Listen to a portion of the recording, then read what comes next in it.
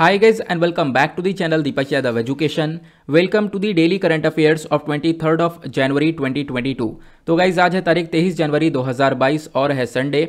आज की तारीख से जितने भी मोस्ट इंपॉर्टेंट करंट अफेयर्स बनेंगे उन सभी करंट अफेयर्स को हम लोग डिटेल में डिस्कस करेंगे। तो जैसा कि आप लोग को मालूम है आज संडे है और संडे में हम लोग कोई भी नया करंट अफेयर का डिस्कशन नहीं करते हैं। तो क्या करते हैं, वीकली कंपाइलेशन को कवर करते हैं। मतलब कि मंडे से लेकर सैटरडे तक जितने भी आर्टिकल्स चर्चा में हैं उन सभी को कंपाइल करके उनका रिविजन करेंगे। बेसिकली उनका एक ओवरव्यू हम लोग लेने वाले हैं। देखो होता क्या है, हम लोग बहुत सारी चीज़ों को पढ़ लेते हैं लेकिन उसको रिवाइज नहीं कर पाते। इनफैक्ट रिवाइज करने में काफ़ी आलस भी आता है। तो उसी वजह से ये वीडियो मैं लेकर आता हूं ताकि आप लोग को सारी चीज़ों का एक ओवरव्यू और दोबारा से आपको रिवीजन मिल जाए। तो चलो शुभारंभ करते हैं। लेकिन उससे पहले गाइज अगर आप लोगों को इस लेक्चर का पीडीएफ चाहिए तो नीचे डिस्क्रिप्शन बॉक्स में आप सभी लोगों को टेलीग्राम का लिंक दिया गया है, वहां से जाकर आप लोग इस लेक्चर के पीडीएफ को डाउनलोड कर सकते हो। लेकिन आज आपको इस लेक्चर का पीडीएफ नहीं मिलेगा। होता क्या है, मैं यहाँ पर सारी पीडीएफ को कलेक्ट करने के बाद इसको कंपाइल करके मंथ के एंड में प्रोवाइड करवाता हूँ। तो इस पीडीएफ की टेंशन मत लेना, आपको मंथ के एंड में मिल जाएगा। जैसे यहाँ पर ये जनवरी 2022 का मंथ एंड होगा, एंड में आप लोगों को पूरे जनवरी का मंथली करंट अफेयर का कंपाइलेशन प्रोवाइड करवाऊंगा। वो आपको ज़्यादा हेल्पफुल रहने वाला है। और होगा क्या, मैं वीडियो भी प्रोवाइड करवाता हूं, आपको मालूम होगा। तो जनवरी के मंथ में आपके पास मंथली कंपाइलेशन का वीडियो और पीडीएफ दोनों आ जाएगा। नाउ आगे बढ़ते हैं। देखो यार, आप लोग सपोर्ट कर सकते हो एक लाइक करके, और आज भी हमने टारगेट रखा है 2K प्लस लाइक्स का। तो फटाफट यहाँ पर 2000 से ज़्यादा लाइक्स पहुँचा दो इस वीडियो के ऊपर। अब स्टार्ट करते हैं अपने डिस्कशन को। देखो मंडे में सबसे पहला आर्टिकल हम लोगों ने कवर किया था India state of forest report 2021। ठीक है, तो मैं आपको रिवीजन देने वाला हूँ, एक बेसिकली एक ओवरव्यू लेंगे क्योंकि इन सभी आर्टिकल्स को हम लोग ऑलरेडी डिटेल में डिस्कस कर चुके हैं। आपको पता होगा डेली बेसिस पर डेली करंट अफेयर का वीडियो अपलोड होता है। तो वो 1-1 घंटे का वीडियो है। अगर हम लोग उतना ज़्यादा डिटेल में कवर करेंगे तो फिर ये वीडियो 7-8 घंटे का बनेगा। इसी वजह से यहाँ पर एक रिविजन लेते हैं, हम लोग रिविजन कवर करेंगे और जानेंगे आखिरकार हम लोगों ने क्या क्या डिस्कस किया है पिछले सप्ताह में। तो बेसिकली एक रिपोर्ट है ये, और हुआ क्या है, हाल ही में जो हमारी union ministry of environment, forest and climate change है, उन्होंने इस रिपोर्ट को रिलीज किया था। और उन्होंने बताया कि देखो इस रिपोर्ट के अंदर बहुत सारी जगह है जहां पर फॉरेस्ट एरिया कवर बढ़ा है, मतलब जंगल वाले एरिया इंक्रीज हुए हैं। लेकिन बहुत सारी जगह ऐसी हैं जहां पर जंगल खत्म हुए हैं, जंगल कम हुआ है। तो बेसिकली ग्रीनरी को लेकर यहां पर यह रिपोर्ट आई है। जैसा इसके नाम से पता चल रहा है, नाम में क्या रखा है इसके, वो है India state of forest report, जिसको आप लोग ISFR बोल सकते हो, जो कि आगे चर्चा में ISFR के नाम से ही देखने को मिलेगा। क्लियर हुआ? तो बेसिकली क्या हुआ, ये जो रिपोर्ट है इसको पब्लिश किया गया और इस रिपोर्ट के अंदर क्या रखा गया है, इस रिपोर्ट के अंदर बताया गया है फॉरेस्ट कवर के बारे में कि एग्जैक्टली भारत के अंदर जो फॉरेस्ट एरिया है वो कितना इंक्रीज हुआ है और कहां कहां पर इंक्रीज हुआ है और कहां कहां पर डिक्रीज हुआ है, ये यहां पर इसका बताना है। अब ये जो ISFR रिपोर्ट है आप कहोगे इसका हम लोग यूज क्या करेंगे। चलो हो गया, फॉरेस्ट इंक्रीज हो गया, अच्छी बात है, लेकिन इसका यूज कैसे करेंगे हम। देखो इसका यूज़ किया जा सकता है प्लानिंग में, प्लस कुछ पॉलिसीज़ को अच्छे से हम लोग इंप्लीमेंट कर सकते हैं। देखो बहुत सारे एरियाज ऐसे भी होंगे जहां पर जंगल कम हुए होंगे, ठीक है, पेड़ की कटाई ज़्यादा हुई होगी, तो वहां पर कुछ प्लानिंग, कुछ पॉलिसीज़ हम लोग लेकर आ सकते हैं जिसकी वजह से वहां पर जंगल को बचाया जा सकता है, हम लोग ग्रीनरी को वापस से रिकवर कर सकते हैं।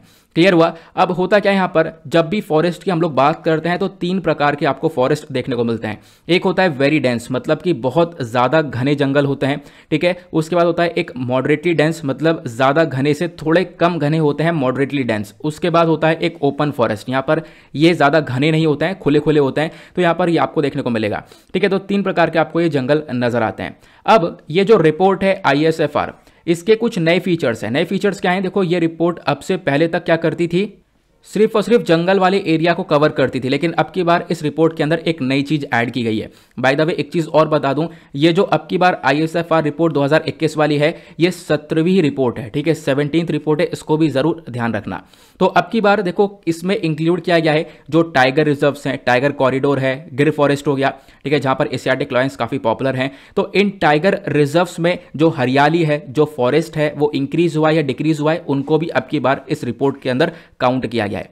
क्लियर हुआ? तो हम लोग फॉरेस्ट कवर एरिया को भी आगे पढ़ने वाले हैं। अब ये क्या बताते हैं कि देखो ओवरऑल अगर हम बात करें तो पिछले कुछ सालों के अंदर जो फॉरेस्ट कवर एरिया है वो इंक्रीज हुआ है, मतलब जंगल काफी हद तक बढ़ते हुए नजर आए हैं, ऐसा आप लोग देख पाओगे। इनफैक्ट यहाँ पे बताया गया, जब हम लोग टाइगर रिजर्व की बात करते हैं तो एक आता है बक्सा टाइगर रिजर्व जो कि वेस्ट बंगाल में है, उसके बाद अनामलाई टाइगर रिजर्व जो तमिलनाडु में है, इंद्रवती रिजर्व छत्तीसगढ़ के अंदर देखने को मिलेगा। यहाँ सभी जगह पर जो फॉरेस्ट कवर एरिया है वो इंक्रीज हुआ है, ठीक है। अब ये बताओ कि लॉस कहाँ पे हुआ है, मतलब जो फॉरेस्ट कवर एरिया है वो कम कहाँ पे हुआ है। तो कम देखो आपको कवल वाले रीजन के अंदर तेलंगाना में देखने को मिलेगा, भद्रा कर्नाटका में देखने को मिलेगा और वेस्ट बंगाल के सुंदरबन रिजर्व्स के अंदर देखने को मिलेगा। यहाँ सभी जगह पर फॉरेस्ट एरिया कवर कम हुआ है।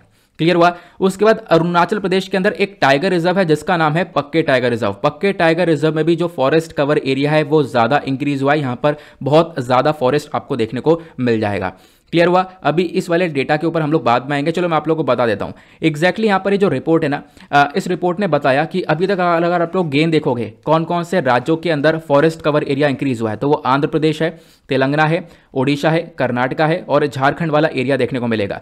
ये सारे एरियाज आपको ग्रीन वाले नजर आ रहे होंगे। इन एरियाज के अंदर फॉरेस्ट एरिया कवर इंक्रीज हुआ। अब लॉसेस के बारे में बात करें तो अरुणाचल प्रदेश का जो टाइगर रिजर्व है, पक्के टाइगर रिजर्व, उसको छोड़ देना, वहां पर आपको फॉरेस्ट कवर एरिया बढ़ता हुआ नजर आएगा। उसके बाद मणिपुर, नागालैंड, मिजोरम और मेघालय वाला एरिया आपको देखने को मिलेगा। इन स्टेट्स के अंदर जो फॉरेस्ट कवर एरिया है वो कम हुआ है। ठीक है, इस डेटा का आप लोग इस्तेमाल कर सकते हो जब भी कभी एनवायरमेंट को लेकर कोई क्वेश्चन आएगा तो, क्योंकि आपका ये जो टॉपिक है ये जीएस पेपर 3 एनवायरमेंट के पॉइंट ऑफ व्यू से ही इंपॉर्टेंट होगा। तो इनको कोट कर सकते हो कि कहां कहां पर अच्छे से काम किया गया और कहां कहां पर अच्छे से काम नहीं किया गया जिसकी वजह से फॉरेस्ट कवर एरिया कम हुआ। इस रिपोर्ट ने क्या फाइंड किया मैंने आपको बता दिया, लेकिन इस रिपोर्ट का क्रक्स क्या है, इसका कंक्लूजन क्या है? देखो कंक्लूजन यही है बेसिकली, अगर हम लोग ओवरऑल डेटा देखें तो फॉरेस्ट कवर एरिया इंक्रीज ही हुआ है, मतलब बड़ा ही है, ऐसा यहां पर इस डेटा ने बताया। इतना जरूर ध्यान रख सकते हो। क्लियर हुआ। बाकी कौन कौन से एरियाज के अंदर इंक्रीज डिक्रीज हुआ वो मैंने आप लोग को बता दिया है। ये सारी चीजें यहां पे बताई गई। उसके बाद इसी रिपोर्ट के अंदर मैंग्रोव्स को भी कवर किया गया, टाइगर रिजर्व किया, उसके बाद हम लोगों ने फॉरेस्ट के बारे में बात की। अब मैंग्रोव्स के बारे में बात करते हैं। पहले तो बात करते हैं बेसिकली मैंग्रोव्स होते क्या हैं। ये आप लोग देख पाओगे कोस्टल एरियाज में, तट वाले रीजन पर आपको इस प्रकार के पेड़ देखने को मिलते हैं, इसको हम लोग मैंग्रोव्स बोलते हैं। तो क्या मैंग्रोव्स को भी डेटा के अंदर इंक्लूड किया गया है? हाँ, ऐसा ही हुआ है। और बताया गया कि इस डेटा में जो मैंग्रोव्स हैं इनके अंदर भी इंक्रीमेंट देखने को मिला है, मतलब ये वाले जो पेड़ हैं ये भी काफी हद तक इंक्रीज होते हुए नजर आए हैं। क्लियर हुआ। तो ये डेटा हमारे पास आ गया। उसके बाद यहां पर बताया गया देखो बहुत सारे जंगल है जहां पर आग लगी है, आग लगने की वजह से वहां पर काफी नुकसान हुआ है, तो बहुत सारे एरियाज आपको देखने को मिलेंगे। प्लस बैम्बू फॉरेस्ट के बारे में बताया गया। अब बैम्बू फॉरेस्ट क्या होता है? जहां पर बांस होता है, ठीक है, जो बांस के जंगल होते हैं, तो बांस के जंगल भी इंक्रीज हुए हैं। बिल्कुल यहां पर यह बताया गया बांस के जंगल भी बढ़ते हुए नजर आए हैं। ठीक है, यह डेटा है साल 2021 का, आपको ध्यान रखना है। अभी हम लोग साल 2022 में चल रहे हैं, यह रिपोर्ट साल 2021 के लिए आई है और यह 17वीं रिपोर्ट है। ठीक है, और किसकी रिपोर्ट है मैंने भी आप लोगों को उसका नाम भी दिखा दिया था।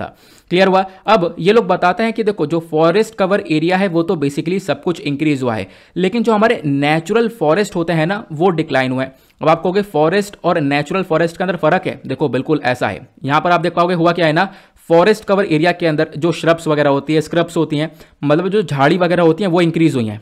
ठीक है, अब झाड़ी वगैरह इंक्रीज हुई है, उसका कोई ज्यादा वैल्यू है नहीं एनवायरमेंट के पर्सपेक्टिव से, तो ये बताया गया।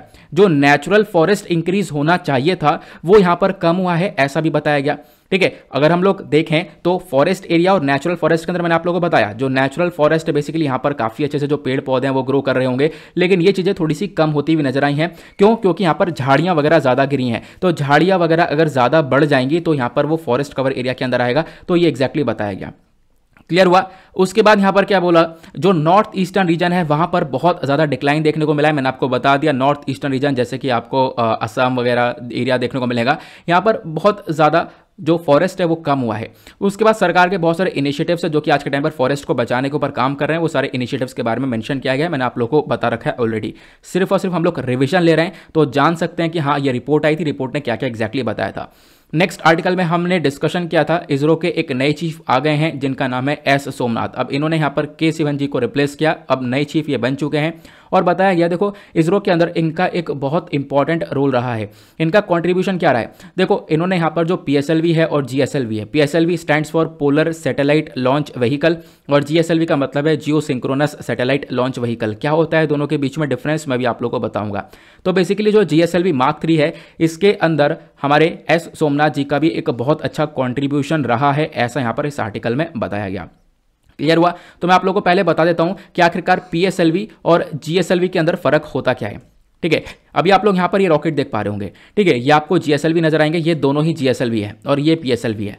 आप पहली बात साइज देख के थोड़ा सा डिफरेंस क्रिएट कर सकते हो, जैसे कि पीएसएलवी का जो साइज है वो थोड़ा छोटा है।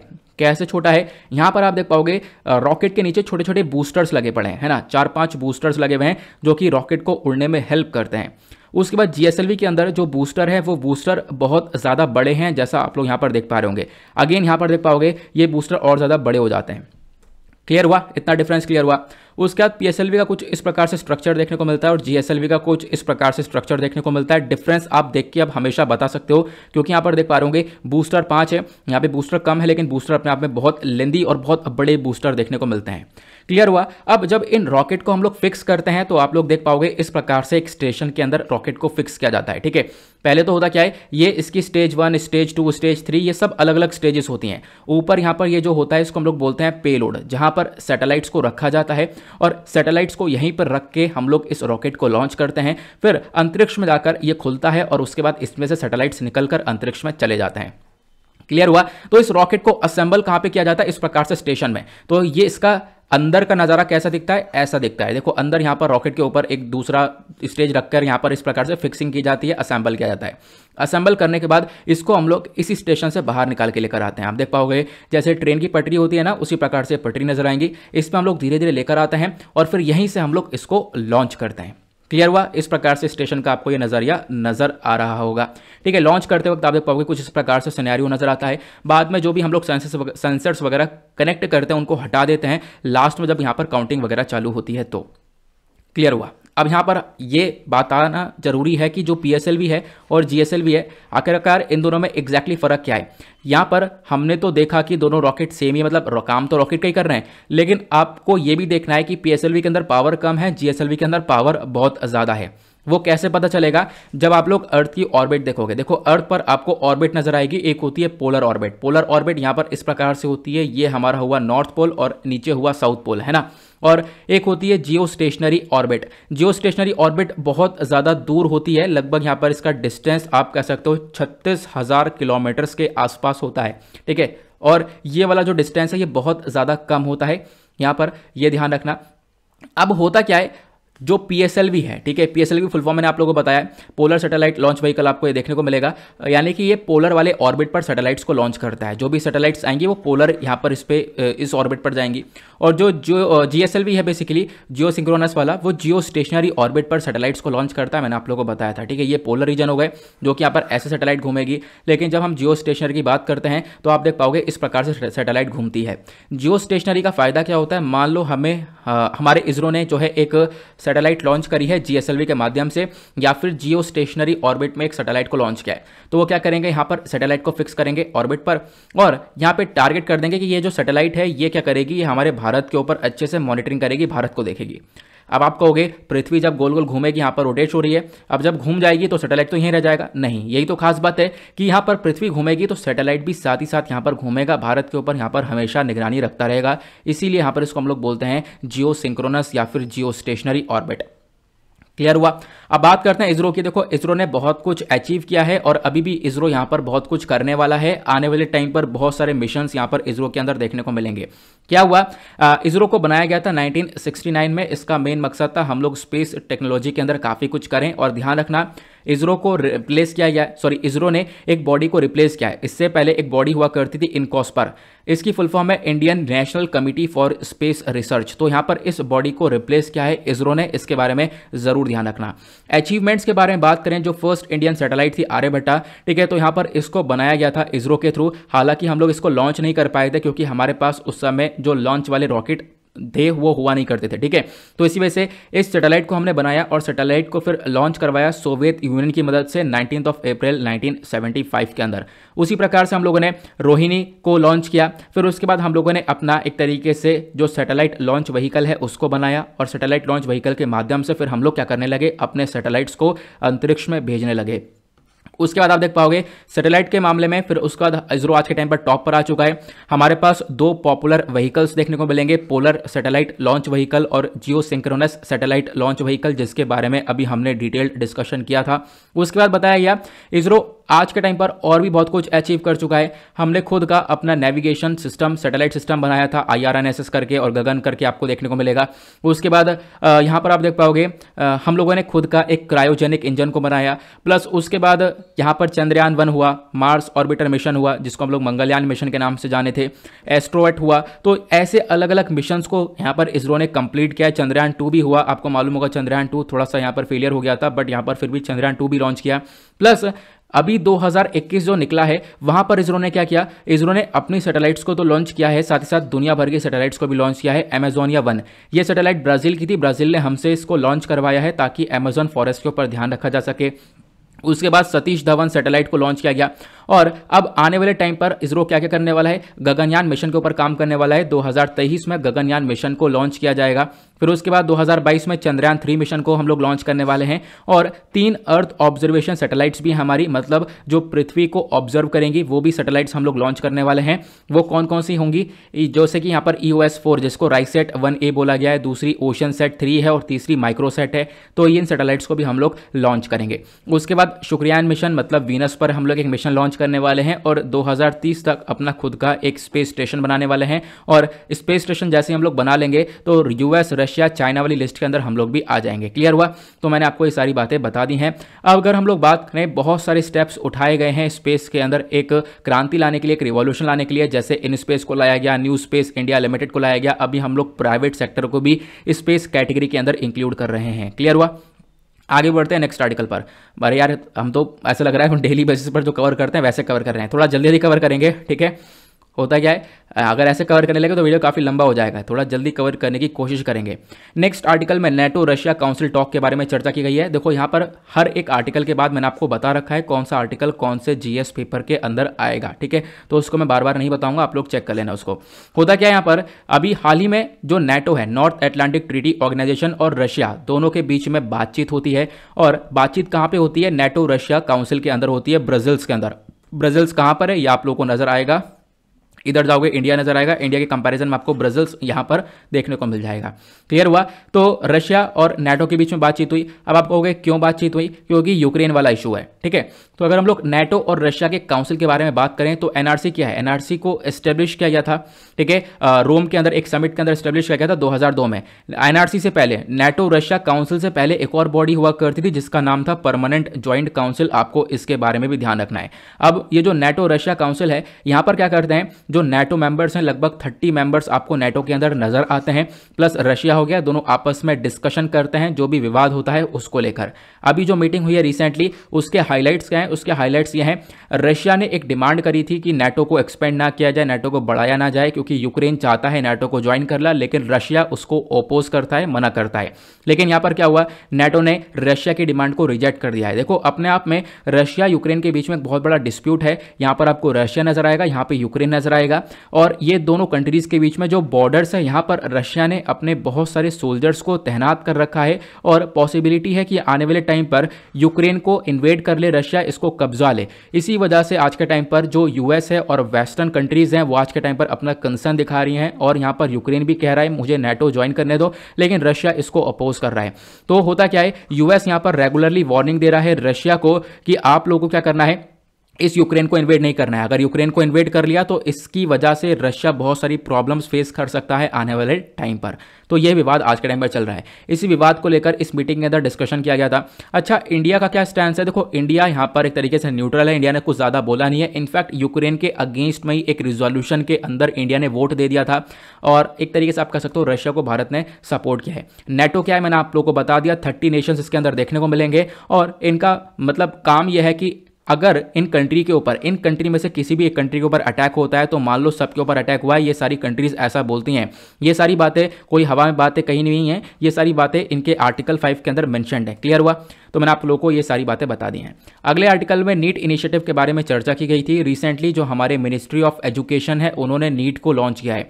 नीट 3.0 क्या है? इसकी फुल फॉर्म है national educational alliance for technology. अब यहाँ पर मेन मकसद है कि हम लोग एजुकेशन के अंदर एक अच्छी टेक्नोलॉजी का इस्तेमाल कर पाएं, ये यहाँ पर लाया गया। और ये जो नीट स्कीम है बेसिकली ये एक पब्लिक प्राइवेट पार्टनरशिप मॉडल होने वाला है। यहाँ पर हमारी सरकार प्लस जो एजुकेशन टेक्नोलॉजी वाली कंपनीज है वो साथ मिलकर काम करेंगी, और जो खासकर इकोनॉमिकली और सोशल वीकर बच्चे हैं जिनके पास चीज़ें वो लोग अफोर्ड नहीं कर पा रहे हैं, उनको एक सस्ते दाम में और एजुकेशन को प्रोवाइड किया जाएगा, वो भी ऑनलाइन प्लेटफॉर्म पर। ये यहाँ पे बोला गया हम लोग नई नई टेक्नोलॉजी का इस्तेमाल करेंगे, आर्टिफिशियल इंटेलिजेंस का इस्तेमाल करेंगे, जैसे आज आप लोग पीपीटीज के थ्रू पढ़ रहे हो, वीडियोज़ के थ्रू सारी चीज़ें कवर कर रहे हो, ई कॉन्टेंट का इस्तेमाल किया जाएगा, ये यहाँ पर बताया गया है। और इन सारी चीज़ों को मैनेज कौन करेगा? बेसिकली इस पूरे नीट को इंप्लीमेंट करने वाला है AICTE, इसकी फुल फॉर्म है all India council for technical education. इसको सेटअप किया गया था नवंबर 1945 में as a national level apex advisory body. और बताया गया कि देखो ये बेसिकली इसका मेन काम है कि एजुकेशन एक तरीके से क्वालिटी एजुकेशन लोगों को मिले, या फिर आप कह सकते हो कि जो टेक्निकल एजुकेशन हमारे कंट्री के अंदर उसको मैनेज करने का ये काम करता है। अब मैंने आपको बताया कि सरकार एडिटेक कंपनीज के साथ मिलकर ये काम करेगी। क्वेश्चन ये है एडिटेक कंपनीज क्या होती हैं? जो एजुकेशन के लिए आज के टाइम पर काम कर रही हैं, बहुत सारी कंपनीज क्रिएट हो चुकी हैं जो आज के टाइम पर बहुत सारे इंफॉर्मेशन टेक्नोलॉजी का इस्तेमाल कर रही हैं, ये यहाँ पे बताया गया। उसके बाद सरकार ने बोला है देखो नेशनल एजुकेशन पॉलिसी जो हम लोग 2020 के अंदर लेकर आए थे, यहाँ पर भी हमारा मेन मकसद है हम लोग जो हमारी पढ़ाई है, जो एजुकेशन है उसको ऑनलाइन स्तर पर लेकर आएँ, क्योंकि इसमें स्कोप बहुत है।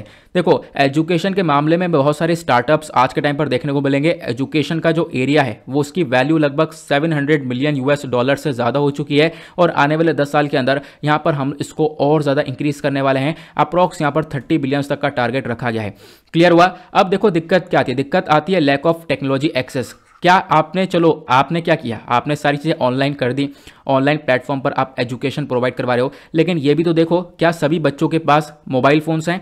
सभी बच्चों के पास लैपटॉप है? क्या सभी बच्चों के पास इंटरनेट एक्सेस है? तो यहाँ पर सबसे बड़ी दिक्कत ये आने वाली है। दूसरा, जब इनके पास ये सारी चीज़ें हैं नहीं तो इनको एजुकेशन मिल नहीं पाएगा, तो कहीं ना कहीं जो राइट टू एजुकेशन है, हमारा फंडामेंटल राइट, वो वॉयलेट हो जाएगा। ये यहाँ पर कंसर्न्स दिखाए गए हैं। नेक्स्ट आर्टिकल में इंडिया यूके के फ्री ट्रेड एग्रीमेंट के बारे में चर्चा की गई थी। हाल ही में इंडिया यूके ने फ्री ट्रेड एग्रीमेंट को, क्या है फ्री ट्रेड एग्रीमेंट का मतलब होता है कि जो दोनों कंट्रीज है आपस में जो एक्स्ट्रा चार्जेस चार्ज कर रही हैं, टैरिफ्स लगा रही हैं, टैक्सेस लगा रही हैं, उनको नहीं लगाया जाएगा। ठीक है, यूके का मैप अभी आप लोगों को मैं दिखाता हूँ ये। ठीक है, देखो यूके के अंदर काफ़ी कन्फ्यूजन होती है, तो कन्फ्यूजन बिल्कुल मत पालो। अगर हम बात करें यूके के अंदर, जैसी किंगडम आप देख पाओगे तो इसके अंदर 4 किंगडम आते हैं, वो है स्कॉटलैंड, इंग्लैंड, वेल्स और नदर्न आयरलैंड, ये मिलकर यूके बनता है। अब जब हम लोग ग्रेट ब्रिटेन के बारे में बात करते हैं तो यहाँ पर 3 किंगडम आते हैं, स्कॉटलैंड, इंग्लैंड और वेल्स। ठीक है, इसको जरूर ध्यान रखना। तो यहाँ पर ये जो अग्रीमेंट हुआ है, इस अग्रीमेंट के अंदर दोनों कंट्रीज मिलकर अपने व्यापार को बढ़ाने वाली हैं। 2030 तक अपने व्यापार को दुगना कर देंगी। फ्री ट्रेड अग्रीमेंट क्या होता है मैंने आप लोगों को बता दिया, जहां पर कोई भी एक्स्ट्रा चार्जेस चार्ज नहीं किया जाएगा। तो इंडिया यूके के व्यापार के रिलेशंस के बारे में हमने डिस्कशन किया था। देखो आज के टाइम पर भारत के बहुत सारे लोग यूके में जाकर रहते हैं, इंडिया का बहुत बड़ा डायस्पोरा आज के टाइम पर आपको यूके के अंदर देखने को मिल जाएगा। अब इससे होगा क्या? देखो इससे होगा दोनों कंट्रीज के बीच में जो एक्सपोर्ट्स वगैरह है, इंपोर्ट वगैरह है, वो इंक्रीज होगा, व्यापार इंक्रीज होगा, जिससे दोनों कंट्रीज को फायदा होगा। प्लस यहाँ पर इंडिया सर्विसेज भी प्रोवाइड करवाएगा, क्योंकि इंपॉर्टेंट बात यह है कि जब भी आप लोग इंडियन इकोनॉमी का सेक्टर देखोगे तो हम लोग प्राइमरी सेक्टर में अच्छे हैं, सेकेंडरी में इतने अच्छे हैं नहीं, लेकिन टर्शरी में बहुत अच्छे हैं। हम लोग सर्विसेज बहुत अच्छी देते हैं। तो यहाँ पर इंडिया आप कह सकते हो कि जो बहुत सारे लोग हैं जैसे डॉक्टर्स हो गए, इंजीनियर्स हो गए, उनको यहाँ पर बाहर भेजेगा। ठीक है, यूके के अंदर जाके वो काम करेंगे, वो सब इस ट्रेड डील के अंदर सेट हुआ है। यूके के अंदर जब जाकर वो काम करेंगे तो क्या होगा, वहां से ये लोग पैसा भेजेंगे जिसको हम लोग रेमिटेंस बोलते हैं, तो इंडिया को डेफिनेटली फायदा होगा। ठीक है, अब उसके बाद क्या बताया गया यहाँ पर, देखो इसमें चैलेंजेस क्या हैं। दिक्कत यह है कि फ्री ट्रेड एग्रीमेंट को साइन करते करते काफ़ी डिले हो चुका है, और इसी प्रकार से थाईलैंड के साथ भी काफ़ी डिले चल रहा है। तो इसको यहाँ पर जल्द से जल्द रिजॉल्व करना चाहिए और यहाँ पर फ्री ट्रेड एग्रीमेंट को आगे बढ़ाना चाहिए। अगले आर्टिकल में असम मेघालय बॉर्डर डिस्प्यूट के बारे में चर्चा की गई है। अभी ये चर्चा में था, हाल ही में यहाँ पर बोला गया जो मेघालय का 50वां स्टेटहुड डे सेलिब्रेशन आने वाला है 21 जनवरी को, अभी ये तारीख निकल चुकी है। वहां पर अब क्या हुआ, असम और मेघालय दोनों ने मिलकर अपने बाउंड्री डिस्प्यूट्स को रिजॉल्व करने के बारे में चर्चा की गई है। ये आपको ऊपर असम नजर आएगा, नीचे मेघालय नजर आएगा। एक जगह है जहां पे लांगपी करके आपको ये नाम देखने को मिलेगा। इसी जगह पर दोनों राज्यों के बीच में काफी विवाद रहता है। वो विवाद किस चीज को लेकर है मैं आपको बताता हूं। देखो ये जो लांगपी वाला एरिया है एक मेजर पॉइंट ऑफ कंटेंशन है, एक इशू का एक मेजर पॉइंट है असम और मेघालय के बीच में, और वो बेसिकली है डिस्ट्रिक्ट ऑफ लांगपी। जो डिस्ट्रिक्ट ऑफ लांगपी है ये वेस्ट गारो हिल्स के अंदर देखने को मिलेगा, और वेस्ट गारो हिल्स बॉर्डर करता है, एक तरीके से अपना शेयर करता है असम के कामरूप डिस्ट्रिक्ट के साथ। तो आपको ये ध्यान रखना है। लांगपी बोला जाता है पहले यहाँ पर एक तरीके से जब ब्रिटिश कॉलोनियल टाइम था, यानी ब्रिटिशर्स का टाइम था, अंग्रेजों का टाइम था, तो यहाँ पर पहले कामरूप यानी असम का ही पार्ट हुआ करता था। बाद में लांगपी को मेघालय का पार्ट बना दिया गया। तो अब असम वापस से बोलता है ये हमारा पार्ट है और हम लोग को वापस मिलना चाहिए। तो इसी को लेकर ये डिस्प्यूट्स चालू रहते हैं। क्लियर हुआ? तो अभी क्या है, एफर्ट्स लगाए जा रहे हैं कि इन डिस्प्यूट्स को सुधारा जाए। इसके लिए कमेटी वगैरह बनाई गई है ताकि हम लोग डिस्प्यूट्स को सुधारें। देखो, असम के साथ बहुत सारे स्टेट्स के बॉर्डर डिस्प्यूट रहते हैं। ऐसा क्यों? क्योंकि असम बहुत सारे स्टेट्स के साथ बॉर्डर को शेयर करता है और बताया यह जाता है कि असम के अंदर से ही यहाँ पर बहुत सारे राज्य निकल कर आए हैं। ठीक है, अब यहाँ पर इन क्वेश्चन को सॉल्व कर सकते हो। पहले क्वेश्चन से लेकर अभी हम लोगों ने जितना भी डिस्कशन किया है उन सबके रिगार्डिंग क्वेश्चन दे दिया गया है। इसको सॉल्व जरूर कर लेना, आंसर कीज भी आके आपको मिल जाएंगी। नेक्स्ट आर्टिकल, इसको हमने डिस्कस तो किया था, सॉरी डिस्कस नहीं किया था। यहाँ पर इंडिया चाइना मिलिट्री टॉक के बारे में देखो कुछ खास इंपॉर्टेंट नहीं है। 14वां round of talk commander level हुआ है, दोनों तरफ से कमांडर लेवल ने बातचीत करी है। मैंने यहाँ पर सिर्फ और सिर्फ लोकेशंस के बारे में बताया था। देखो होता क्या है, इंडिया चाइना के बारे में काफ़ी सारे आर्टिकल्स चर्चा में, तो बस खाली लोकेशन ध्यान रखना। गलवान वैली चर्चा में, हॉट स्प्रिंग चर्चा में है, अक्साई चीन वाला एरिया चर्चा में है, पेंगोंग सो लेक चर्चा में, यहाँ पर आपको पेंगोंग सो लेक भी नजर आएगी। तो ये कुछ एरियाज चर्चा में देखने को मिल जाते हैं। डायरेक्टली आते हैं नेक्स्ट आर्टिकल पर। अगले आर्टिकल में हमने डिस्कशन किया था सस्पेंशन ऑफ एमएलएस को लेकर। देखो हुआ क्या है, हाल ही में लगभग 12 एमएलए हैं, किससे? महाराष्ट्र लेजिस्लेटिव असेंबली से। एमएलए का मतलब ही होता है मेंबर ऑफ लेजिस्लेटिव असेंबली। अब ये सुप्रीम कोर्ट गए और सुप्रीम कोर्ट ने बोला कि भाई देखो यहाँ पर हम लोग को सस्पेंड किया है, 1 साल के लिए सस्पेंड कर दिया गया है और ये बिल्कुल भी सही नहीं। और सुप्रीम कोर्ट ने इनके फेवर में यहाँ पर डिसीजन दिया। सुप्रीम कोर्ट ने बोला कि बिल्कुल देखो आप सस्पेंड कर सकते हो किसी भी एमएलए को, लेकिन आप 1 साल तक सस्पेंड करो, वो ज़्यादा सही नहीं रहेगा, ऐसा सुप्रीम कोर्ट ने बोला।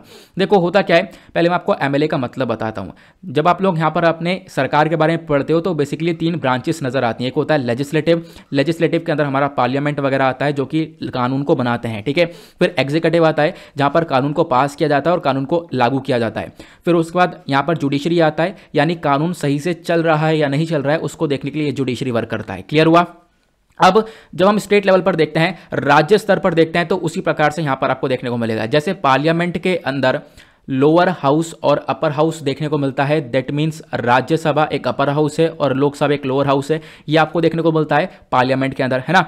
उसी प्रकार से स्टेट्स के अंदर, राज्य के अंदर आपको एक विधानसभा और विधान परिषद देखने को मिलता है। विधानसभा को हम लोग इंग्लिश में बोलते हैं लेजिस्लेटिव असेंबली, इसको हम लोग लोअर हाउस बोलते हैं। और उसी प्रकार से जो दूसरा होता है विधान परिषद, इसको हम लोग बोलते हैं लेजिस्लेटिव काउंसिल, ये होता है अपर हाउस। ठीक है, देखो सभी राज्यों में लेजिस्लेटिव काउंसिल नहीं होती है, लेकिन सभी राज्यों में लेजिस्लेटिव असेंबली जरूर से होती है, ये आपको ध्यान रखना है। ठीक है, अब क्या हुआ है, यहां पर हमने डिस्कशन किया एमएलए के बारे में। एमएलए कौन होते हैं? एमएलए होते हैं लेजिस्लेटिव असेंबली से, और लेजिस्लेटिव असेंबली सभी राज्यों में होती है। मेंबर ऑफ एक तरीके से लेजिस्लेटिव असेंबली जिसको हम लोग एमएलए बोलते हैं, और यहां पर जो लेजिस्लेटिव काउंसिल के अंदर मेंबर होता है उसको हम लोग एमएलसी बोलते हैं, that is member of legislative council. ठीक है, तो अभी महाराष्ट्र की जो लेजिस्लेटिव असेंबली है वहीं के एमएलएस को सस्पेंड किया गया था। इन्होंने बोला 1 साल के लिए आप मुझे सस्पेंड कर रहे हो, हम लोग को सस्पेंड कर रहे हो। और कहीं ना कहीं देखो बोला यह जा रहा था इनको सस्पेंड किया गया क्योंकि इनका कुछ बिहेवियर मिसबिहेव देखने को मिला। ठीक है, तो इसी वजह से सस्पेंड किया गया। फिर इन्होंने सुप्रीम कोर्ट गए और सुप्रीम कोर्ट ने बोला देखो यार आर्टिकल 14 का ये वायलेशन है, राइट टू इक्वालिटी का ये एक वायलेशन देखने को मिलेगा। अब सुप्रीम कोर्ट ने सारी सुनवाई करी और सुप्रीम कोर्ट ने यहां पर बोला कि देखो हाँ बिल्कुल सही बात है, आप किसी भी एमएलए को सस्पेंड कर रहे हो तो आपको ध्यान रखना होगा आप पूरे 1 साल के लिए सस्पेंड नहीं कर सकते हो। अगर आप लोग 1 साल के लिए सस्पेंड कर रहे हो दैट मीन्स ये अनकॉन्स्टिट्यूशनल है, असंवैधानिक है। क्लियर हुआ? मैंने बहुत सिंपल शब्दों में आप लोगों को पूरा मुद्दा समझा दिया है। आगे बढ़ते हैं। नेक्स्ट आर्टिकल में मैरिटल रेप को क्रिमिनलाइज करने के बारे में चर्चा की गई थी। देखो रिसेंटली काफ़ी चर्चा में था। हुआ क्या, यहाँ पर दिल्ली हाई कोर्ट के अंदर काफ़ी सारे पिटीशंस को डाला गया और बोला जो मैरिटल रेप है उसको क्रिमिनलाइज कर दिया जाए। मैरिटल रेप क्या होता है, यानी कि विवाह के बाद यहाँ पर विमेन के साथ ज़बरदस्ती की जाती है, उसके साथ यहाँ पर ज़बरदस्ती सेक्सुअल इंटरकॉर्स करने की कोशिश करता है उसका हस्बैंड, ठीक है, विमेन के विल के खिलाफ, तो वो यहाँ पर मैरिटल रेप कहलाता है। तो बोला गया देखो हमारे संविधान के अंदर अगर हम बात करें, सॉरी आईपीसी के अंदर बात करें, इंडियन पिनल कोड के अंदर, तो मैरिटल रेप को एक लीगैलिटी मिली हुई है। मैरिटल रेप कोई यहाँ पर एक तरीके से अपराध नहीं है, ठीक है। और ये सब कहाँ पे बताया गया है, मैरिटल रेप का एक्सेप्शन दिया हुआ है section 375 of Indian penal code के अंदर। तो इंडियन पिनल कोड के अंदर जो सेक्शन 375 है ये छूट देता है किसको, मैरिटल रेप को। तो इसी वजह से यहाँ पे बोला गया, दिल्ली हाई कोर्ट के अंदर पिटीशन डाली गई और बोला गया कि भाई मैरिटल रेप है, बेसिकली वो भी रेप ही है, उसको क्रिमिनलाइज किया जाए। अगर कोई काम करता है तो उसको कड़ी से कड़ी सजा मिलनी चाहिए। क्लियर हुआ? अब मैंने आप लोगों के साथ ये भी बताया था सरकार ने क्या बोला इसके रिस्पॉन्स में। सरकार ने बोला है देखो हम लोग मैरिटल रेप को क्रिमिनलाइज नहीं कर सकते हैं, क्यों, क्योंकि इसका मिसयूज बढ़ जाएगा। जैसे डॉरी को लेकर यानी दहेज को लेकर बहुत गलत केसेस चार्ज कर दिए जाते हैं वुमेन के थ्रू, उसी प्रकार से यहाँ पर मैरिटल रेप का भी इस्तेमाल किया जा सकता है और एक तरीके से हस्बैंड को हैरेस किया जा सकता है। क्लियर हुआ। अगले आर्टिकल में हमने एक मीटियोराइट के बारे में चर्चा की गई थी। एक रिसेंटली मीटियोराइट चर्चा में है जिसका नाम है ALH 84001। हुआ क्या है, हाल ही में एक नई स्टडी पब्लिश करी गई है जर्नल साइंस के अंदर और इन्होंने इस मीटियोराइट के बारे में चर्चा की है। मीटियोराइट क्या होता है मैं आपको पहले वही बता देता हूं, ठीक है। यहाँ पर एक पिक्चर शेयर कर रखा है मैंने आपके साथ। देखो होता क्या है, एक रॉकी पार्टिकल है, एक रॉकी पार्टिकल आप कह सकते हो। जब ये अंतरिक्ष के अंदर है तो इसको मीटियोराइट बोलते हैं। जब ये नीचे गिरता है हमारे एटमॉस्फेयर के अंदर एंटर करता है, अर्थ के एटमॉस्फेयर में एंटर करता है तो उसको मीटियोर कहलाते हैं। और जब धरती पर गिर जाता है ये तो उसको हम लोग मीटियोराइट बोलते हैं। तो अभी धरती पर गिर चुका था ये मीटियोराइट, है ना, ये ALH जिसके बारे में हम लोग बात कर रहे हैं और अपने आप में बहुत पुराना मीटियोराइट है। बोला जाता है कि ये मार्स, ठीक है, जो मार्स प्लैनेट है वहां से लैंड किया था अर्थ के ऊपर 1984 में। अभी इसके ऊपर लगातार डिस्कशन चल रहा है, लगातार इसके ऊपर हम लोग सही से चीजें देख रहे हैं। ये कहां से पाया गया, एंटार्क्टिका से, एलन हिल्स से, ठीक है। आपको देखने को मिलेगा एंटार्क्टिका वाला रीजन साउथ पोल पर नजर आएगा, यहां पर ये रीजन आपको देखने को मिलेगा। यहीं से इस पूरे मीटियोराइट को लिया गया, ठीक है। अब हो क्या रहा है, अब आपका कहना होगा जब धरती से उठाया गया तो हम कैसे कह सकते हैं कि ये मार्स से ही गिरा है। तो 2021 के अंदर नासा ने अपना एक परसेवरेंस रोवर भेजा था। उसने यहां पर एक सैंपल कलेक्ट किया, मार्स के ऊपर से एक रॉक को उठाया। अब रॉक को हम लोग एनालाइज कर रहे हैं, रॉक को हम लोग अच्छे से देख रहे हैं, ठीक है। बोला ये जा रहा है, देखो ये हो सकता है जो ये मीटियोराइट है रेड प्लैनेट से आया। क्यों, क्योंकि जो रॉक हम लोग मार्स से लेकर आए, ठीक है, मार्स के ऊपर से जो रॉक है उसके ऊपर जो टेस्टिंग की गई है, स्टडीज करी गई हैं, उसके अंदर भी ऑर्गेनिक कंपाउंड पाए गए। ऑर्गेनिक कंपाउंड का मतलब यहां पर यह बताया गया कि देखो हो क्या रहा है, यहां पर वाटर और एक तरीके से जो रॉक्स हैं उनके बीच में इंटरेक्शन देखने को मिला है। अगर पानी और रॉक के बीच में, पत्थर के बीच में इंटरेक्शन होता है, ये आपको अर्थ पर देखने को मिलता है, ठीक है, बिल्कुल अर्थ पर भी ऐसा ही होता है। तो इसी वजह से यहाँ पर बताया गया कि ये कहीं ना कहीं मार्स का ये पत्थर है और इस प्रकार से बोला गया कि अब हम लोग चीज़ों को अच्छे से एनालाइज कर पाएंगे और अच्छे से हम लोग और भी बहुत सारी चीज़ों को जान पाएंगे डिटेल में, ठीक है। इसी प्रकार का एक और मिशन जो कि नासा ने एस्टेरॉइड बेनू पर भेजा था जिसका नाम है ओसिरिस रेक्स, आपको पता होगा, ठीक है। ये बेनू एस्टेरॉइड बोनी पर भेजा गया है जहां से हम लोग एक सैंपल को कलेक्ट कर रहे हैं। क्लियर हो गया। नेक्स्ट आर्टिकल में हम लोगों ने नारी शक्ति पुरस्कार 2021 के बारे में चर्चा की थी। ये न्यूज़ में क्यों है, क्योंकि देखो नारी पुरस्कार, शक्ति पुरस्कार के लिए जो नॉमिनेशन है वो शुरू हो चुके हैं। 31 जनवरी 2022 तक ये नॉमिनेशन चलने वाले हैं। देखो इस पुरस्कार को बनाया गया था 1999 के अंदर। ये बेसिकली वुमेन के लिए एक हाईएस्ट सिविलियन ऑनर है। यहाँ पे हमारे प्रेसिडेंट इस पुरस्कार को देते हैं। इस पुरस्कार के अंदर लगभग 2 लाख रुपए का कैश अवार्ड भी दिया जाता है।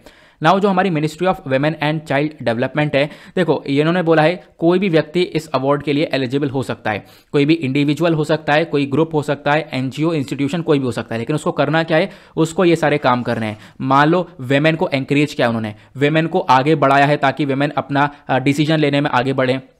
मतलब ओवरऑल विमेन के डेवलपमेंट के ऊपर जिसने भी काम किया है तो उसको यहाँ पर ये अवार्ड मिलेगा, ये यहाँ पे बताया गया। इसका ऑब्जेक्टिव देखो यही है कि हम लोग विमेन को आगे लेकर आए सोसाइटीज़ में, क्योंकि विमेन काफ़ी पीछे रह गई हैं। तो इस वजह से आगे लेने का हमारा काम है, क्योंकि हम लोग अपने सस्टेनेबल डेवलपमेंट गोल को भी फॉलो कर रहे हैं। 2030 तक हमने अपना टारगेट रखा है सस्टेनेबल डेवलपमेंट गोल को अचीव करने का। इसमें टोटल 17 गोल हैं और 5वां गोल जेंडर इक्वालिटी के बारे में चर्चा करता है। तो इसके अचीव करने के ऊपर हम लोग लगे पड़े हैं। क्लियर हो गया। आई होप आप लोग इसके बारे में जरूर ध्यान रखोगे।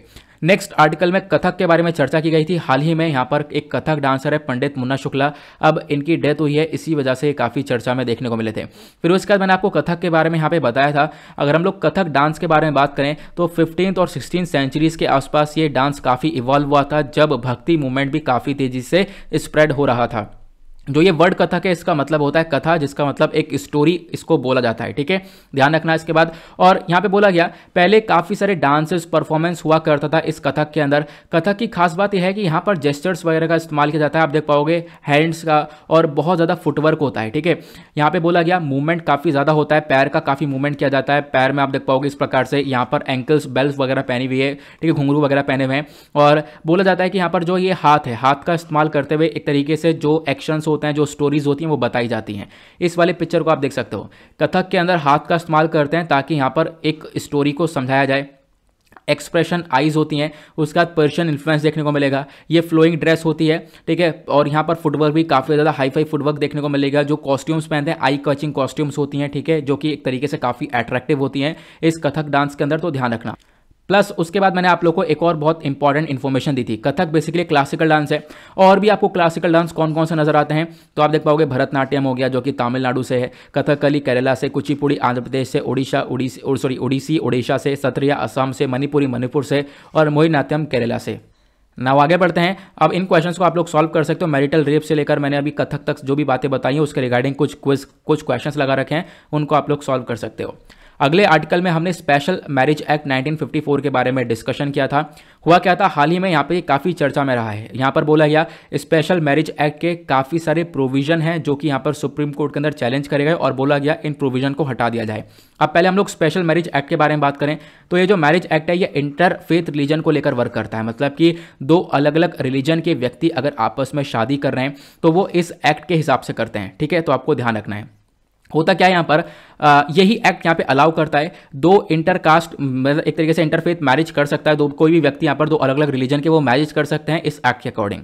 और बोला गया कि देखो इस एक्ट के अंदर कोई भी Hindus, Muslims, Christian, Sikh, Jain, Buddhist marriages यहाँ पर कर सकते हैं, ये बताया गया। अब आज के टाइम पर जो पेटिशन डाला गया, पेटिशन ये डाला गया कि ये जो इंटरफेथ मैरिज होती है इसमें बहुत सारी प्रॉब्लम्स फेस करते हैं ये लोग। ठीक है, और आज के टाइम पर इस स्पेशल मैरिज एक्ट के अंदर बहुत सारे सेक्शंस आप लोग को नजर आएंगे। जैसे अगर हम लोग सेक्शन 5 के बारे में जानें तो सेक्शन 5 के अंदर बताया गया है कोई भी व्यक्ति अगर यहाँ पर इंटरफेथ मैरिज कर रहा है, ठीक है, एक दूसरे रिलीजन का व्यक्ति और दूसरा दूसरे रिलीजन के व्यक्ति अगर आपस में शादी कर रहे हैं तो उसके लिए इनको एक नोटिस देना पड़ता है अपने मैरिज ऑफिसर को, ठीक है, उस पर्टिकुलर एरिया के। अब होता क्या है, सेक्शन 6 इसका कुछ अलग फंडा बताता है। सेक्शन 6 बोलता है कि जिस भी पर्टिकुलर एरिया के अंदर ये 30 दिन तक रहे हैं, ठीक है, अगर मान लो यहाँ पर ये एक जगह है, यहाँ पे 30 दिन तक ये लोग रुके, अगर 30 दिन तक रुके हैं तो क्या होगा, वहीं के मैरिज ऑफिसर को क्या करेंगे ये लोग अपने एक तरीके से जो भी नोटिस वगैरह वो देंगे कि हाँ ये लोग शादी कर रहे हैं। ठीक है, ये यहां पर होता है इसके अंदर। और इसी प्रकार से सेक्शन 7 आपको ये देखने को मिलता है। सेक्शन 7 में क्या होता है, सेक्शन 7 में जो भी मैरिज ऑफिसर होगा वो सारी चीजें रजिस्टर करेगा और होता क्या है, वो यहां पर एक पब्लिक नोटिस जारी कर देता है। यहां पर देखता है कि हाँ चलो शादी करो, ठीक है, एक पब्लिक नोटिस लगा दिया जाता है जिस नोटिस को कोई भी व्यक्ति देख सकता है। अगर कोई व्यक्ति जा रहा है, उसने नोटिस देखा और यहां पर आप कर सकते हो, वो क्या कर सकता है, ऑब्जेक्शन भी उठा सकता है कि ये मैरिज नहीं होनी चाहिए। अगर उसने ऑब्जेक्शन उठाया तो उस मैरिज को वहीं रोक दिया जाएगा जब तक ये ऑब्जेक्शन खत्म ना हो। तो अगेन यहां पर ये बोलते हैं जो इंटरफेथ मैरिज कर रहे हैं वो यहां पर ये बोलते हैं इनको बहुत सारी प्रॉब्लम्स हो रही है सेक्शन 6 और सेक्शन 7 की वजह से, तो इन सेक्शंस को हटा देना चाहिए। क्लियर हुआ? तो इंटरफेथ मैरिज क्या है मैंने आप लोगों को अच्छे से बता दिया है। ठीक है, अब इश्यूज क्या है इंटरफेथ मैरिज के अंदर मैंने वो भी आपको बता दिया है और स्पेशल मैरिज एक्ट के बारे में मैंने आप लोगों को बता दिया है। क्लियर हुआ? आगे बढ़ते हैं। नेक्स्ट आर्टिकल में हम लोगों ने डिस्कशन किया था सेमीकंडक्टर्स को लेकर, डिजाइन लिंक्ड इंसेंटिव स्कीम को लेकर आया गया है। जो हमारी ministry of electronics and information technology है, इनका कहना यह है हम लोग बहुत सारी जो कंपनीज हैं जो कि सेमीकंडक्टर को बनाएंगी उनको पैसा देंगे और वो सेमीकंडक्टर का डेवलपमेंट करेंगी।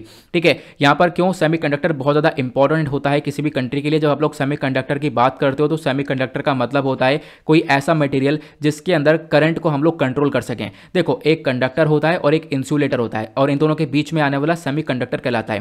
कंडक्टर के अंदर जो कॉपर वायर होता है, कॉपर वायर में आप एक तरफ से करंट छोड़ोगे तो दूसरे छोर तक करंट आराम से पहुंच जाता है। मतलब इसके अंदर जो करंट की कंडक्टिविटी है बहुत ईजिली ट्रैवल करती है। उसी प्रकार से जो इंसुलेटर होता है यहाँ पर कोई करंट ट्रैवल नहीं करता। आप देख पाओगे जैसे रबर हो गया, पेपर हो गया, इन सब के अंदर कोई करंट नहीं आता है। लेकिन सेमीकंडक्टर के अंदर आप करंट छोड़ भी सकते हो और उसको रोक भी सकते हो, तो मतलब करंट को कंट्रोल कर सकते हो सेमीकंडक्टर के अंदर, तो ध्यान रखना।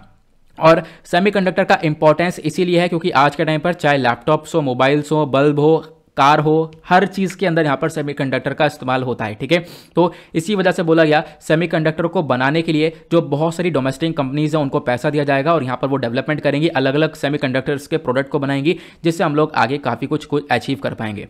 उसके बाद नेक्स्ट आर्टिकल में रेयर अर्थ मेटल्स के बारे में डिस्कशन किया गया था। हाल ही में यूएस ने यहाँ पर एक लॉ प्रपोज किया और उन्होंने बोला कि हम लोग चाइना के ऊपर से अपनी डिपेंडेंसी को खत्म करेंगे। अभी जो रेयर अर्थ मेटल्स होते हैं वो चाइना से ही लेता है।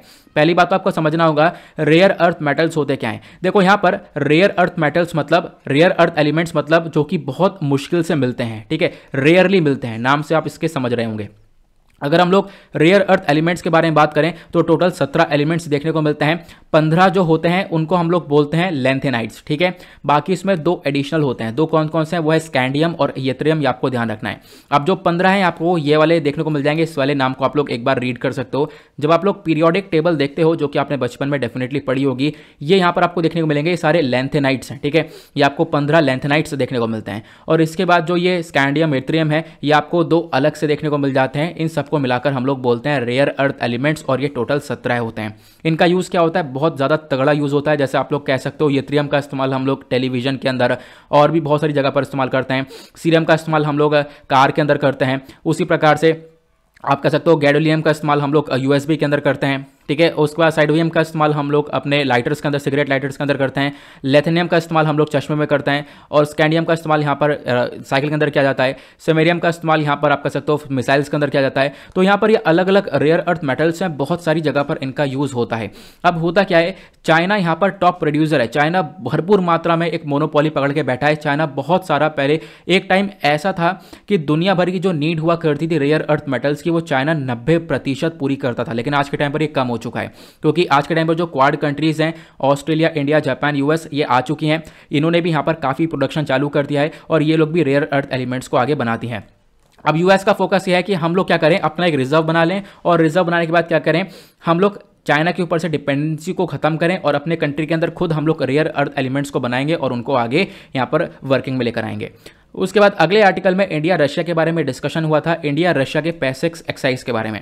हाल ही में जो भारत का आईएनएस कोची है, इंडियन नेवल शिप कोची, ये रशिया के साथ एक एक्सरसाइज के अंदर इंक्लूड हुआ, जिसका नाम है पैसिक्स एक्सरसाइज। आपको ध्यान रखनी है, ये आपको रशिया नजर आएगा।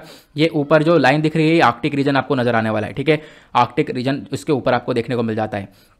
तो देखो यहाँ पे बताया गया रशिया का बहुत ज़्यादा इंपॉर्टेंस है भारत के लिए। क्यों इंपॉर्टेंस है, क्योंकि जो आर्कटिक वाला रीजन है, यहाँ पर बहुत सारे एलिमेंट्स पाए जाते हैं, बहुत सारे। आप कह सकते हो कि यहाँ पर आप कह सकते हो इंडिया का ना जो इंटरेस्ट है कौन से वाले रीजन में, एक सेकंड में आपको एक मैप दिखाता हूँ। ये वाला जो रीजन है, यहाँ पर आप देख पाओगे ऊपर वाला जो रीजन है रशिया हुआ, रशिया से ऊपर आपको आर्कटिक रीजन नजर आएगा। इस आर्कटिक रीजन के अंदर बहुत सारे इंपॉर्टेंट एलिमेंट्स पाए जाते हैं, जिसमें यहाँ पर भारत अपना इंटरेस्ट दिखा रहा है, जैसे cobalt, copper, diamond, gold, iron, निकल, प्लैटिनम, टाइटेनियम, वेनेडियम, जिरकोनियम, ये सारी चीज़ें यहाँ पर पाई जाती हैं और भरपूर मात्रा में। तो रशिया से हम लोग अपना इन्वॉल्वमेंट अच्छा रख सकते हैं, खासकर इस पर्टिकुलर रीजन के अंदर, और फिर उससे यहाँ से ये सारा सामान निकलवा कर अपने कंट्री के अंदर ले सकते हैं सस्ते दामों में, ठीक है।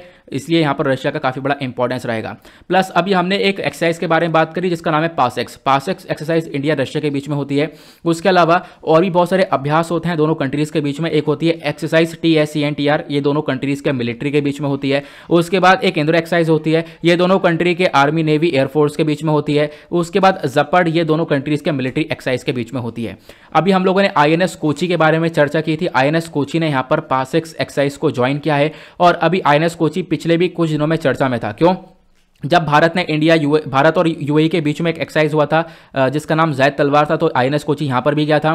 प्लस अल मौद अल हिंदी पर भी यहाँ पर आईएनएस कोची गया था। ये अलग अलग एक्सरसाइज के अंदर आईएनएस कोची ज्वाइन कर चुका है, तो इसी वजह से काफ़ी चर्चा में देखने को मिल रहा था। देन नेक्स्ट आपको पता होगा तोंगा के अंदर एक बहुत बड़ा वोल्केनिक इरप्शन हुआ था, वो काफ़ी चर्चा में देखने को मिल रहा था, तो इसके बारे में भी हम लोग डिस्कशन करेंगे। तो हाल ही में एक वोल्केनो इरप्ट हुआ है, कहाँ पर? तोंगा पर। तोंगा कहाँ पर है ये आपको देखने को मिलेगा। इधर ये है मैप ऑस्ट्रेलिया का, ऑस्ट्रेलिया से ऊपर आपको यहाँ पर ये तोंगा नजर आएगा। यहीं पर एक वोल्केनो इरप्ट हुआ है, और बेसिकली ये जो रीजन है तोंगा वाला, ये पैसिफिक, खासकर जो रिंग ऑफ फायर वाला रीजन है यहीं पर पड़ता है। रिंग ऑफ फायर वाला रीजन ये कहलाता है दुनिया के सबसे ज़्यादा वोल्केनोज, लगभग 450 से ज़्यादा वोल्केनोज यहाँ पर इसी वाले रीजन के अंदर देखने को मिलते हैं। अभी जो ये वोल्केनो इरप्ट हुआ है, ये बेसिकली एक सबमरीन वोल्केनो था, मतलब समुद्र के अंदर था, समुद्र के अंदर ही फटा है। समुद्र के अंदर वोल्केनो होते हैं, बिल्कुल होता है। यहाँ पर आप देख पाओगे सबमरीन वोल्केनो था। अब आप कहोगे जिसको हमें सुना ये पढ़िए कि काफ़ी डिस्ट्रक्शन हुआ है, काफ़ी भयंकर तरीके से फटा था, बड़ी दूर दूर तक आवाज़ गई है, 10,000 किलोमीटर तक दूर तक आवाज़ गई है। बिल्कुल ऐसा ही हुआ है। क्यों? क्योंकि यहाँ पर फ्यूल कूलेंट इंटरेक्शन देखने को मिला। फ्यूल कूलेंट इंटरेक्शन क्या होता है इसको समझो। देखो, वोल्केनो समुद्र के अंदर होते हैं, यहाँ पर कोई ऐसे यहाँ पे घबराने वाली बात नहीं है। ऐसे बहुत सारे वोल्केनोस देखने को मिलते हैं। होता क्या है, वोल्केनो के अंदर मैग्मा बहुत गरम 1200 डिग्री सेल्सियस के आसपास आपको ये यहाँ पर गरम मैग्मा देखने को मिलता है। होता क्या है, जब ये मैग्मा धीरे धीरे निकलता है, बहुत धीरे धीरे निकलता है, पानी में मिलता रहता है, तो धुआं बनता रहता है। धुआं यहाँ पर इनके इंटरेक्शन को रोक देता है और विस्फोट नहीं होता। लेकिन वहीं पर जब ये मैग्मा बहुत तेजी से, बहुत तेज मात्रा में निकलेगा, बहुत ज़्यादा निकलेगा, पानी से मिलेगा, स्टीम बनेगा ही नहीं, ठीक है। अब बहुत ज़्यादा मात्रा में निकलेगा, एकदम यहाँ पर कूल होगा, यानी ठंडा गर्म मिला और उसका ये विस्फोट हो गया। तो इसी को हम लोग यहाँ पर बोलते हैं ये वाला फ्यूल कूलेंट वाला इंटरेक्शन। और यहाँ पर आप देख पाओगे ऐसे ही अभी ये विस्फोट देखने को मिला है इस वॉल्केनो के अंदर। क्लियर हुआ? वॉल्केनो क्या होता है? वॉल्केनो मैंने आपको बता रखा है, या आप देख पाओगे स्ट्रक्चर वॉल्केनो का ऐसा आपको वॉल्केनो देखने को मिलता है। वॉल्केनो के अगर आप लोग क्लासिफिकेशन देखोगे तो आपको 3 टाइप के क्लासिफिकेशन देखने को मिलता है। एक एक्टिव वॉल्केनो होता है। एक्टिव वॉल्केनो के अंदर जो मैग्मा चैम्बर होता है, जहां पर मैग्मा होता है वो भरा हुआ होता है, ये कभी भी फट सकता है। दूसरा डोरमेंट वॉल्केनो होता है, यहाँ पर चैम्बर खाली रहता है आधा, ठीक है। उसका एक्सटिंक्ट वॉल्केनो होता है, यहाँ पर आप कह सकते हो इसका जो चैम्बर होता है बिल्कुल खाली रहता है, ये डेड वॉल्केनो कहलाता है। ये कभी फटता नहीं, लेकिन ये कभी कभी फटता है, तो आप लोग देख पाओगे इसके बारे में, ठीक है। अंडर सी वॉल्केनो कौन से होते हैं? जो कि समुद्र के अंदर होते हैं, ये मैंने आप लोगों को बता दिया। नेक्स्ट आर्टिकल में नेशनल स्टार्टअप अवार्ड्स के बारे में डिस्कशन किया गया था। हाल ही में हमारे union minister for commerce and industry ने लगभग नेशनल स्टार्टअप अवार्ड्स 2021 का 2nd एडिशन प्रेजेंट किया है। स्टार्टअप के बारे में बात करें तो देखो, इंडिया के अंदर स्टार्टअप अपने आप में बहुत ज़्यादा इंपॉर्टेंट रोल प्ले करता है। आज के टाइम पर भारत तीसरे नंबर पर आता है दुनिया भर में, जहां पर सबसे ज़्यादा स्टार्टअप्स आपको देखने को मिलेंगे। 2020 के अंदर 15,000 से ज़्यादा स्टार्टअप्स भारत के अंदर पहुंच चुके थे। इवन कोविड-19 पैंडेमिक के बाद भी हम लोग यहाँ पर स्टार्टअप्स के अंदर काफ़ी अच्छे से ग्रो कर पाए, ठीक है। तो इन क्वेश्चंस को आप लोग सॉल्व कर सकते हो, अभी हमने इसके बारे में डिस्कशन किया है। नेक्स्ट आर्टिकल में ऑक्सफैम रिपोर्ट के बारे में चर्चा की गई थी। ऑक्सफैम की हाल ही में एक रिपोर्ट आई है जिसका नाम है इनइक्वालिटी किल्स, मतलब असमानता की वजह से काफ़ी कुछ डिस्ट्रक्शन देखने को मिलता है। और ये जो रिपोर्ट है ये बताती है साल 2021 के अंदर कितनी ज़्यादा असमानता देखने को मिली है गरीब अमीर के बीच में। सबसे पहली बात यहाँ पर बात करी गई है दुनिया भर के अंदर, तो दुनिया भर में आप देख पाओगे जो इनइक्वालिटी है, असमानता है, वो बहुत ही ज़्यादा मात्रा में बढ़ती हुई नजर आई है। कोविड-19 के टाइम पे अमीर और अमीर हुआ, गरीब और गमीर हुआ, ठीक है, गरीब हुआ। इसी को हम लोग इकोनॉमिक वायलेंस के अंदर देख सकते हैं। प्लस यहाँ पर जो अमीर थे वो अच्छी हेल्थ केयर को एक तरीके से अफोर्ड कर पाए, लग्जरी हेल्थ केयर को ले पाए, लेकिन गरीब यहाँ पर अच्छे से हेल्थ केयर को भी नहीं ले पाया। प्लस जेंडर बेस्ड वायलेंस होता है, सेक्स सेलेक्टिव अबॉर्शन होता है, अगर पता चल जाता है यहाँ पर लड़की है तो उसका एक तरीके से अबॉर्शन करवा लिया जाता है उस टाइम पर। तो इस प्रकार से चीज़ें आप देख पाओगे। और गरीबी तो थी, उसके बाद यहाँ पर आप कह सकते हो जो हंगर है वो काफ़ी बढ़ चुका है। लोगों के पास पैसा नहीं था, पॉवर्टी से सफ़र कर रहे थे, अब लोगों के पास खाने को भी कुछ नहीं मिला। अब हंगर की वजह से सिचुएशन और ख़राब हुई। उसके बाद यहाँ पर आप देख पाओगे क्लाइमेट चेंज के बारे में बात करें तो क्लाइमेट चेंज की वजह से भी सिचुएशन और ज़्यादा ख़राब हुई है, ऐसा यहाँ पर बताया गया, ठीक है। उसके बाद यहाँ पर वैक्सीन के मामले में बात करोगे तो जो अमीर कंट्रीज़ है उन्होंने वैक्सीन को अफोर्ड कर लिया और जो गरीब कंट्रीज़ वैक्सीन को अफोर्ड नहीं कर पाई। तो ये सारी बातें बताई गई हैं इस रिपोर्ट के थ्रू। अब आते हैं मेन पॉइंट पर, भारत के अंदर क्या देखने को मिला। देखो, भारत के अंदर जो सोशल सिक्योरिटी एक्सपेंडिचर हुआ करता था, जो पैसा खर्चा जाता था, चाहे वो स्कीम्स के ऊपर हुआ, एजुकेशन के ऊपर हुआ, हेल्थ केयर के ऊपर हुआ, यहाँ सभी पर पैसा कम खर्चा गया है 2021 के अंदर। और जो इनइक्वालिटी है, जो असमानता है, वो काफ़ी बड़ी है। जैसे मैंने आपको बताया, भारत के अंदर जो बिलियनियर्स हैं ये साल 2021 में 102 से लेकर 142 हो चुके हैं। तो बिलियनियर्स का नंबर अपने आप में बढ़ चुका है। लगातार यहाँ पर जो अमीर हैं वो और अमीर हो रहे हैं, गरीब और गरीब हो रहा है। जो पुअर वाले लोग हैं वो बिलो पॉवर्टी लाइन ज़्यादा जा चुके हैं, मतलब गरीबी की रेखा से भी नीचे जा चुके हैं। उसके बाद जेंडर पैरिटी के अंदर काफ़ी बड़ा डिफरेंस देखने को मिलेगा, मतलब वेमेन को अलग तरीके से ट्रीट किया जाता है, वेमेन को ज़्यादा सैलरी वगैरह दी नहीं जाती अगर कहीं पर वेमेन काम कर रही है तो ऐसी चीज़ें नजर आती हैं। उसके बाद फेडरलिज्म आपको देखने को मिलेगा नहीं। फेडरलिज्म मतलब जो संघवाद का ढांचा होता है, जहां पर स्टेट गवर्नमेंट, यूनियन गवर्नमेंट मिलकर काम करते हैं, लेकिन वो भी यहां पर प्रॉपरली वर्क करते हुए नजर आते हैं नहीं। नाउ नेक्स्ट आर्टिकल पर आते हैं। यहाँ पर नेशनल टेक्निकल टेक्सटाइल मिशन के बारे में चर्चा की गई है। हाल ही में मिनिस्ट्री ऑफ टेक्सटाइल ने लगभग 20 स्ट्रेटेजिक रिसर्च प्रोजेक्ट्स को क्लियर किया है। बोला हम लोग काफ़ी सारा पैसा, लगभग 30 करोड़ का अमाउंट खर्चने वाले हैं ताकि टेक्सटाइल्स को और ज़्यादा बढ़िया किया जाए, खासकर जो स्पेशलिटी फाइबर है, जियो टेक्सटाइल्स है, इसको आगे बढ़ाया जाए। ये सारा काम नेशनल टेक्सटाइल मिशन के अंदर में हो रहा है। नाउ क्वेश्चन ये है, टेक्निकल टेक्सटाइल होती क्या है? देखो, टेक्निकल टेक्सटाइल्स की जब हम लोग बात करते हैं तो अलग अलग कपड़े होते हैं, अलग अलग जगह पर इस्तेमाल किए जाते हैं। कुछ कपड़े होते हैं जो एग्रोटेक के अंदर इस्तेमाल किए जाते हैं, मतलब एग्रीकल्चर के अंदर। कुछ होते हैं यहाँ पर बिल्टेक के अंदर इस्तेमाल किए जाते हैं। कुछ कपड़े होते हैं जो कि डायरेक्टली कपड़े की तरह, गारमेंट्स, शूज़ की तरह इस्तेमाल किए जाते हैं। कुछ होता है यहाँ पर जियोटेक, मतलब रोड इंफ्रास्ट्रक्चर, रेलवे के अंदर इस्तेमाल होता है। होमटेक मतलब फर्नीचर के अंदर इस्तेमाल होता है। तो ये यहाँ पर टेक्निकल टेक्सटाइल्स कहलाता है, इसके बारे में ध्यान रखना। तो बताया गया आज के टाइम पर 12 टेक्निकल टेक्सटाइल्स देखने को मिलती हैं। जैसे मोबिल टेक एक बहुत बड़ा एग्जाम्पल हुआ। मोबिल टेक के अंदर बहुत सारे व्हीकल्स होते हैं, चाहे जिसमें सीट बेल्ट हुआ, एयर बैग हुआ, एयरप्लेन सीट हुआ, इन सब के अंदर कपड़े की जरूरत पड़ती है। तो क्या है, हम लोग आज के टाइम पर कपड़े के मामले में ग्रो होना चाहते हैं, टेक्सटाइल सेक्टर में भारत ग्रो होना चाहता है। इनफैक्ट हम अपनी एक बहुत बड़ी इंटरनेशनल ब्रांड को खड़ा करना चाहते हैं, क्योंकि आज के टाइम पर भारत की कोई इंटरनेशनल ब्रांड देखने को मिलेगी नहीं कपड़ों के मामले में। क्लियर हुआ? इन सबको मैनेज कौन कर रहा है? इन सबको देख रहा है मिनिस्ट्री ऑफ टेक्सटाइल्स। मैं आपको ऑलरेडी काफ़ी बार बता चुका हूं, मैं सिर्फ और सिर्फ एक रिवीजन दे रहा हूं, क्योंकि डिटेल में, बहुत ज़्यादा डिटेल में ऑलरेडी इसका डिस्कशन हो चुका है। क्लियर हुआ? उसके बाद यहाँ पर और क्या बताया गया? हम लोग फोकस करने वाले हैं 3-4 चीज़ों के ऊपर, जैसे रिसर्च और डेवलपमेंट के ऊपर फोकस किया जाएगा। उसके बाद हम लोग प्रमोशन के ऊपर फोकस करेंगे, एक्सपोर्ट के ऊपर फोकस करेंगे, एक्सपोर्ट को प्रमोट करने के लिए। उसके बाद हम पे एजुकेशन ट्रेनिंग प्रोवाइड किया जाएगा इस नेशनल टेक्निकल टेक्सटाइल्स के मामले में। देखो, टेक्निकल टेक्सटाइल का जो मामला है अपने आप में बहुत ज़्यादा ग्रो हो चुका है। आज के टाइम पर जो दुनिया भर का मार्केट है वो लगभग $250 बिलियन का आपको देखने को मिलेगा, जिसमें से भारत का जो पूरा शेयर है वो $19 बिलियन का है। तो भारत यहाँ पर इसके मामले में और ग्रो होना चाहता है, और जो बड़े बड़े प्लेयर हैं इसके अंदर, उनके अंदर यहाँ पर ऐड होना चाहता है। अगर हम बात करें नेक्स्ट आर्टिकल में, इंडिया ट्रेड विद चाइना को पढ़ा था, ठीक है। जो भारत का व्यापार है चाइना के साथ वो साल 2021 के अंदर $125 बिलियन क्रॉस कर चुका है, ठीक है। तो अपने आप एक इंपॉर्टेंट बात रही है, क्योंकि रिलेशंस काफ़ी खराब थे दोनों कंट्रीज़ के, उसके बावजूद भी यहाँ पर ट्रेड काफ़ी बड़ा रहा। इंडिया ने क्या क्या एक्सपोर्ट किया? इंडिया का जो बिगेस्ट एक्सपोर्ट था वो था आयरन और कॉटन, रॉ मटेरियल था। लेकिन इंडिया ने इंपोर्ट भी किया है चाइना से, इंपोर्ट हमने ज़्यादा कर लिया है, इसी वजह से हम लोग घाटे में देखने को मिल रहे हैं। इंपोर्ट हमने किया है जैसे कि आप कह सकते हो कि मैकेनिकल मशीनरी हो गया, active pharmaceutical ingredients, auto component, और भी यहाँ पर ऑक्सीजन कंसंट्रेटर, कोविड का बहुत सारा सामान, हेल्थ केयर प्रोडक्ट्स हम लोगों ने चाइना से खरीदा है। अब हुआ क्या? देखो, दोनों कंट्रीज़ के बीच में जो व्यापार है वो डेफिनेटली काफ़ी ग्रो हुआ है, लेकिन ग्रो ऐसे हुआ है जिसमें चाइना को ही फायदा हुआ, इंडिया को फायदा हुआ नहीं। क्यों? क्योंकि अगर आप देखोगे तो ट्रेड डेफिसिट, व्यापार में यहाँ पे एक घाटा देखने को मिला है $69.38 बिलियन का। मतलब भारत ने एक्सपोर्ट तो बहुत कम किया है और इंपोर्ट बहुत ज़्यादा कर लिया है। चाइना से हमने बहुत सारा सामान ले लिया है, लेकिन हम लोगों ने एक्सपोर्ट नहीं किया। अब एक्सपोर्ट नहीं किया तो डेफिनेटली क्या हुआ, हमारे पास पैसा, फॉरेन करेंसी आई नहीं, हम लोगों ने इंपोर्ट किया और इससे हमारी करेंसी ज़्यादा से ज़्यादा बाहर गई है। ये ट्रेड डेफिसिट देखने को मिला। हालांकि भारत ने बहुत कुछ स्टेप उठाए चाइना को काउंटर करने के लिए, जैसे कि आपको पता होगा चाइनीज़ ऐप्स के ऊपर बैन लगाया, 5G ट्रायल के अंदर हमने चाइना को इंक्लूड नहीं किया।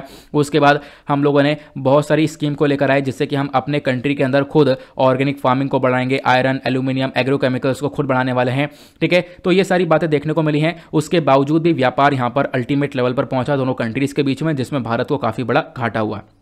उसके बाद मैंने आपको बताया था आज के टाइम पर इंडिया चाइना के बीच में करंट सिनेरियो क्या नजर आता है। करंट सिनेरियो में आप देख पाओगे मिलिट्री स्टैंड ऑफ आपको देखने को मिलेगा दोनों कंट्रीज के बीच में।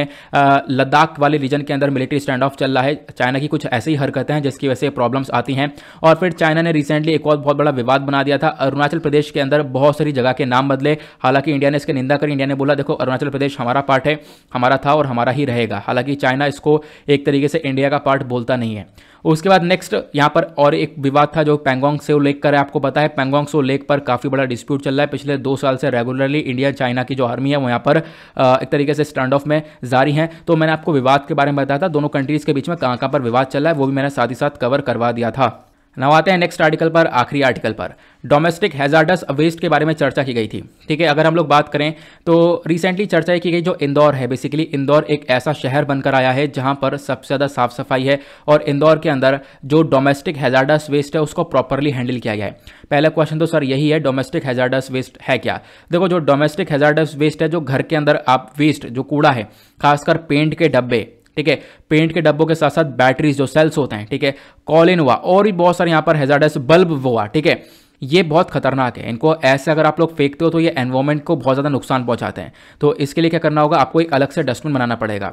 ये काम इंदौर के अंदर काफ़ी किया गया है। तो आप देख पाओगे क्या करना होता है, जब भी आप लोग वेस्ट यानी कूड़ा करकट फेंक रहे हो तो आपको 3 अलग अलग सेपरेट डस्टबिन मेंटेन करने होते हैं। एक होता है वेट वेस्ट, जहाँ पर गीला सामान डालते हो, जैसे आपने कोई फल खा के डाल दिया, आप देख पाओगे बनाना खा के डाल दिया, ये वेट वेस्ट है, ठीक है। उसके बाद ड्राई वेस्ट, जहाँ पर सूखा सामान है, डब्बे डब्बियाँ जो भी है वो सब डाला जाता है। और डोमेस्टिक हैजार्डस वेस्ट के अंदर जो भी मैंने आपको बताया, एक आपकी जो एक्सपायरी वाली दवाइयाँ हो गई, ठीक है, या फिर बैटरीज हो गई, या फिर पेंट के डब्बे हो गए, जो भी डब्बे हैं, ठीक है, कोई भी केमिकल है, तो वो सब यहाँ पर आप डोमेस्टिक हैजार्डस वेस्ट के अंदर इंक्लूड करते हो। मतलब नाम से समझ में आ रहा है डोमेस्टिक हैजार्डस वेस्ट, घर के अंदर है लेकिन बहुत ज़्यादा जहरीला वेस्ट वो देखने को मिलता है। क्लियर हुआ? तो हमने ये देखा, जो IIT बॉम्बे के लोग हैं, रिसर्चर्स हैं, उन्होंने चीज़ों को एनालाइज किया। उन्होंने यहाँ पर कूड़े के ढेर से काफ़ी कुछ चीज़ें देखी और बताया कि डोमेस्टिक हैजार्डस वेस्ट काफ़ी ज़्यादा बढ़ रहा है और इसकी वजह से काफ़ी सारा कंसर्न पैदा हो सकता है, एनवायरमेंट के अंदर काफ़ी बड़ा नुकसान पहुँच सकता है।